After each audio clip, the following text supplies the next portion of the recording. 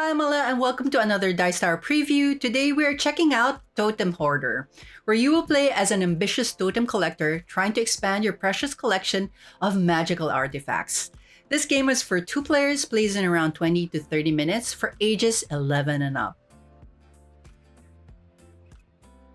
Totem Hoarder is an exciting card duel where players compete to get totems into their teams.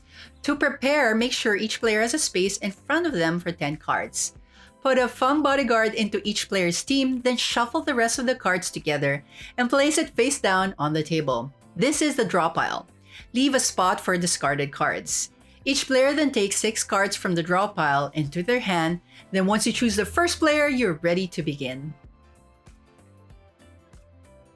Your aim is to get 3 totems and no spooky skellies in your team at the end of a turn, and you automatically lose if you have 4 spooky skellies. On a player's turn, they first get 1 card and then play 1 card or clean up. When getting a card, you have a few choices. If you have less than 6 cards, you can draw 1 card. You can also swap a card by discarding 1 creature card from your hand, then draw 1 card. Or if your team has fewer cards than your opponent, then you can take 1 card from your team into your hand. If you have room on your team, you may put a card from your hand into your team. Then do the following in order. You can do the card's action. There are different actions you can do. When you strike and the card you're targeting is a creature card, then that card goes into the discard pile. If it's a totem, you move it to the other team. But if your opponent has a bodyguard on their team, it has to be the target of your strike. There's also Hypnotized, which lets you move a card from one team into the other. You again need to target a bodyguard if it is present. There's also Poison, where the person targeted must choose half of their cards in their team, rounded down. If the card is a creature, it gets discarded. If the card is a totem, it moves into the other team. You can also draw 1 card or draw 2 cards from the draw pile. You can also steal 2 random cards from your opponent's hand. You choose 1 to keep and the other you give back to your opponent.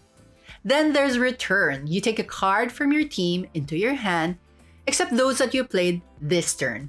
After doing actions, you can do some or all of the bonuses you've triggered by playing a card.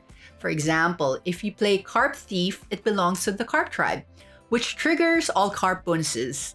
This is a good time to note that most cards are creatures and belong to one of the 4 tribes: Fungs, Roaches, Carps, and Spookies.